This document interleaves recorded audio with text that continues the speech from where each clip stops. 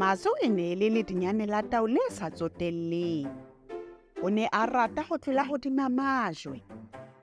Empa o ne a tlola ka mehla a sa shebe.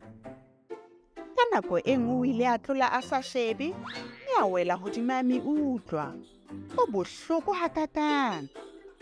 Ka nako e nngwe o ile a tlola a sa shebe, mme a wela hodima ntlo ya dinotshi. Dinotshi ha di a ka tsa thaba.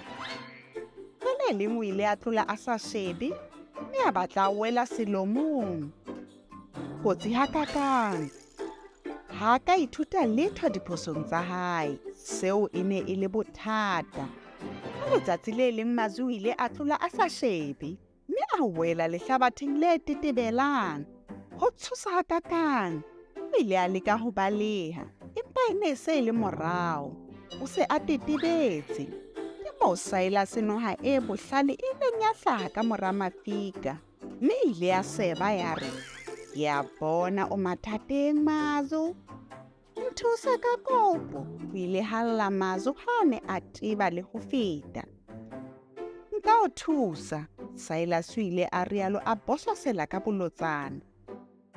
"Empa ka letsatsi le leng o tla tlameha ho nthusa."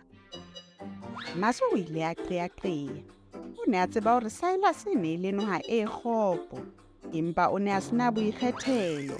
"Ke a dumela," o ile a rialo. Syllabus o ile a thatela Mazu ka mmele wa hae o molelele, e butle-butle a mo phahamisa ho montsha lehlabatheng le tetebelang. Jwale Syllabus o ile a tiisa Mazu haholo, mme o ile a mo sheba ka leihlo le lebe. "O se ke wa lebala Mazu," o ile a mo sebela. "Wa nkolota." Mazu o ile a hema ka ho imoloha ha Syllabus a ne a nyonyoba a tsamaya.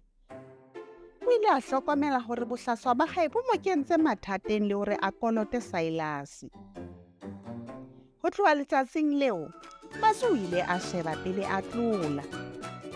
O ile a ithuta thuto ya bohlokwa letsatsing leo.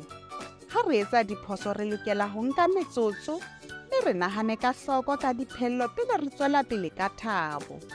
Seo se ka boloka bophelo ba hao ka letsatsi le leng.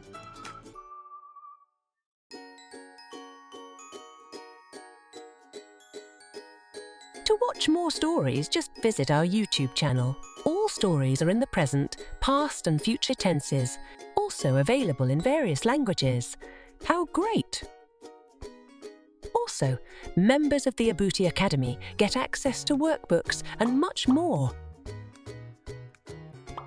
Visit our website to find out more about all the language learning materials that we have to offer.